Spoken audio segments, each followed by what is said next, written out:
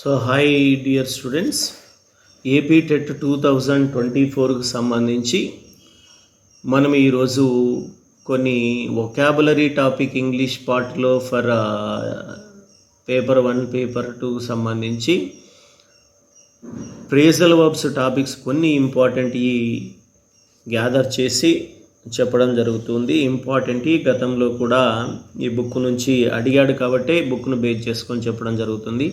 అసలు phrasal verb అంటే ఏంటి? యాక్చువల్గా వర్బ్ అనేది action of the subject, state of the subject, what happens to the subject, possession of the subject చెప్తుంది. Verb అనేది క్రియ అంటాం.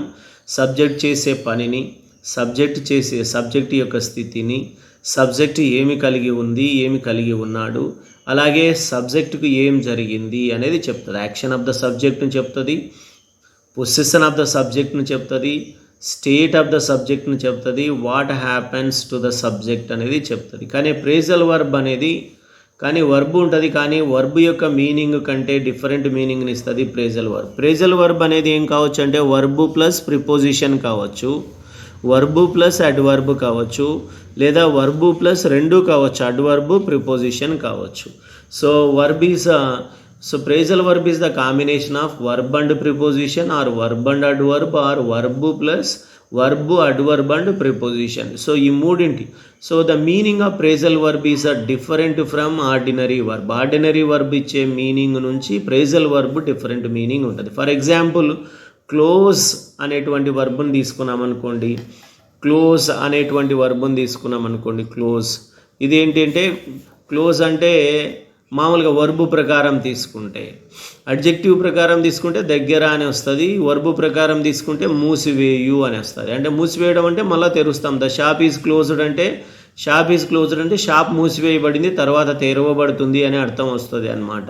The shop is closed down అన్నామనుకో, ఇది ఫ్రేజల్ వర్బ్ వస్తుంది. The shop is closed down అన్నామనుకో, so ఇది phrasal verb. ఈ తర్వాత పర్మనెంట్గా మూసేయబడింది అనే అర్థం వస్తుంది, ఆ విధంగా అనమాట. సో ఇది ఆర్డినరీ వర్బ్, ఇది ఫ్రేజల్ వర్బ్ అనమాట. సో ఇది ఇక్కడ మీరు గమనిస్తే వర్బ్ ప్లస్ అడ్వర్బ్ ఉంది, ఇక్కడ ఓన్లీ వర్బ్ ఉంది. ఇది ఫ్రేజల్ వర్బ్, ఇది వర్బ్. సో దీని మీనింగు వేరే విధంగా ఉంటాయి. సో కొన్ని ఇంపార్టెంట్ మనము నేర్చుకోవాల్సి ఉంటుంది. మీకు తెలిసినటువంటి కూడా మీరు ఉండొచ్చు, కానీ నాకు అవగాహన ఉన్నటువంటివి మనం గమనిస్తే, సో కమ్ ఫ్రమ్ అంటే ఆరిజన్ చెప్తుంది. మీనింగ్ ఏంటంటే మూలం, ఎక్కడి నుంచి వచ్చాము అనేది చెప్తుంది phrasal verb meaning. Come in అంటే ఎంటర్ అనేవండి. సో మనకు అడుగుతుంటారు మే ఐ కమ్ ఇన్ అని, ఆ విధంగా. ఈట్ అవుట్ అంటే eat out side the home, ఇంట్లో కాకుండా బయట తినే రెస్టారెంట్ కానీ హోటల్ కానీ ఆ విధంగా అనమాట. గో ఆన్ అంటే కంటిన్యూ కొనసాగించడం అనమాట. కీప్ ఆన్ అన్నా కంటిన్యూనే వస్తుంది, కొనసాగించడం.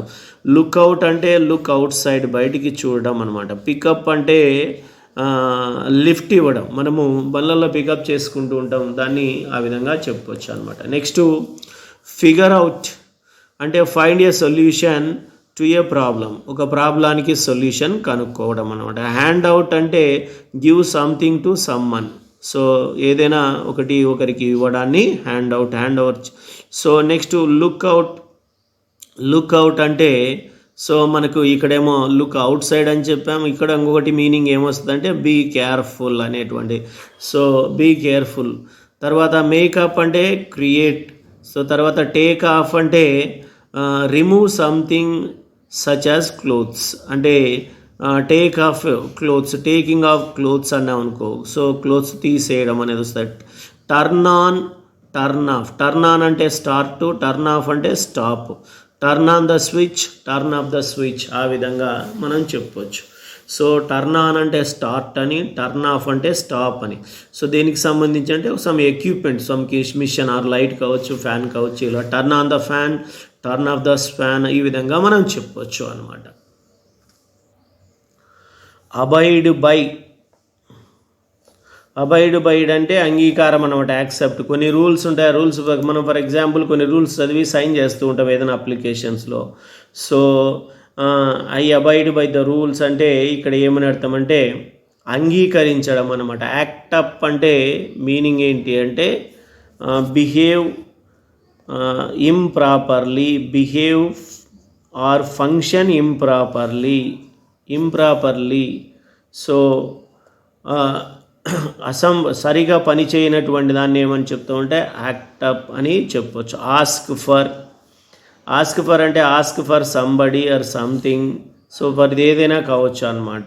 సో నెక్స్ట్ బ్రేక్ డౌన్ అంటే స్టాప్ వర్కింగ్, ఏదైనా మిషన్ మెకానికల్ ఫెయిల్యూర్ వలన పని చేయకపోవడాన్ని సో బ్రేక్ డౌన్ అంటాం.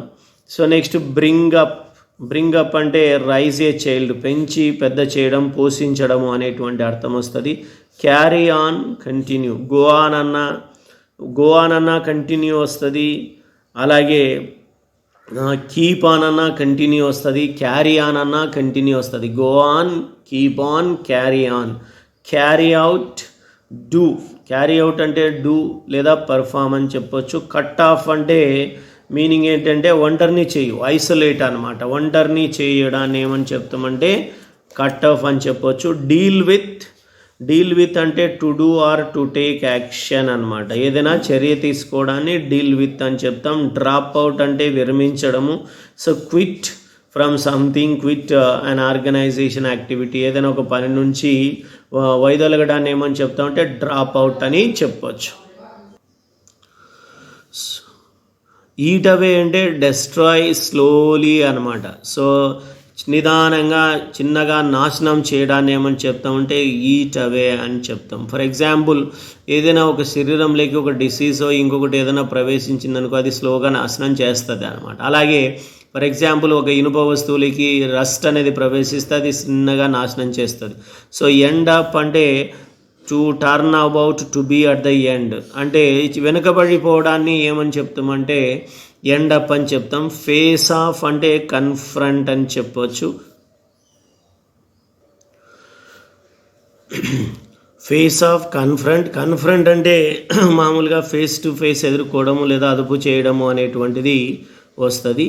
ఫాల్ అపార్ట్ అంటే బ్రేక్ ఇంటూ పీసెస్. సో బద్దలు కొట్టడాన్ని ఏమని చెప్తామంటే పీసులుగా బ్రేక్ చేయడాన్ని మనం ఏమని చెప్తామంటే ఫాల్ అపార్ట్ అని చెప్పొచ్చు. సో ఫైండ్ అవుట్ అంటే డిస్కవర్, కనుగొనడము అని చెప్తాం. గెటప్ అంటే రైజ్ అనమాట. సో ఫర్ ఎగ్జాంపుల్ మనము మార్నింగ్ నిద్రలో నుంచి లేయడం ఇలాంటి గెటప్ అని వస్తుంది. గో హెడ్ అంటే ప్రొసీడ్, ముందుకు కొనసాగు అని చెప్పడం. లుక్ ఫర్ అంటే వెతకడం అనమాట. Try to find. So look for అంటే వెతకడం, ఏదైనా పోగొట్టుకున్నటువంటి దానికోసం. Look after. So look after చాలా ఇంపార్టెంట్. ఇవి రెండు బాగా చూసుకోవాలి మీరు.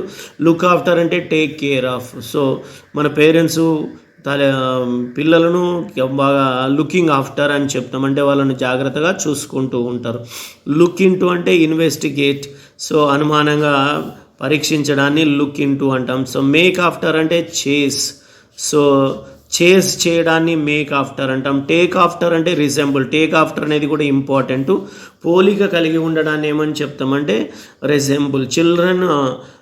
Children take after their father, their mother అన్నాం అనుకో వచ్చేసి అంటే పిల్లలు వాళ్ళ ఫాదరు లేదా వాళ్ళ మదర్ పోలిక కలిగి ఉన్నారు అని చెప్పడం అన్నమాట. టేకప్ అంటే start doing a job or activity, మొదలు పెట్టడాన్ని, ఏదైనా ఒక పనిని మొదలు పెట్టడాన్ని టేకప్ అని చెప్తాం. టర్న్ ఆఫ్ అనేది ఇంతకుముందు వచ్చింది, స్టాప్ వర్కింగ్. వాకౌట్ అంటే డిపార్ట్ సడన్లీ.